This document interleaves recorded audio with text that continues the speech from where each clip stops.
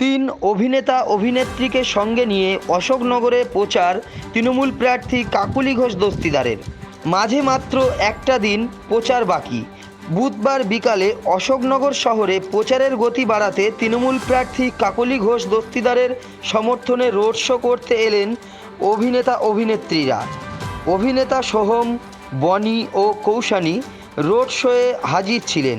এছাড়াও প্রার্থী কাকলি ঘোষ দস্তিদারের সঙ্গে ছিলেন অশোকনগরের বিধায়ক তথা উত্তর ২৪ পরগনা জেলা পরিষদের সভাধিপতি নারায়ণ গোস্বামী। মঙ্গলবার যে মাঠে বিজেপি প্রার্থী স্বপন মজুমদারের সমর্থনে অশোকনগরের হরিপুর মাঠে সভা করেন দেশের প্রধানমন্ত্রী নরেন্দ্র মোদী, ঠিক সেই স্থান থেকেই এদিন মিছিল শুরু করেন তৃণমূল প্রার্থী। অশোকনগরের শহরের রাস্তা ঘুরে স্টেশনের কাছে এসে এই মিছিল শেষ হয়। আমরা এখান থেকে আজকে অশোকনগরে আমাদের শহরে একটা আমরা নির্বাচনী র্যালি, এই র্যালি আমাদের আগে থেকেই সিদ্ধান্ত ছিল। এটা ভালো হয়ে গেল, দুয়ে দুয়ে চার মিলে গেল।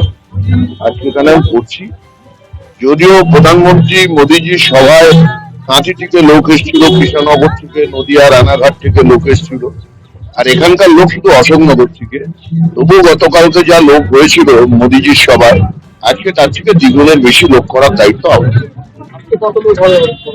1030 লোক হবে। আমি যেটা বিভিন্ন প্রেস মিডিয়া আপনাদের বন্ধু বান্ধবের থেকেই যা শুনেছি যে 12, 13, 14, 15 হাজার হাঁটতে লোক হবে।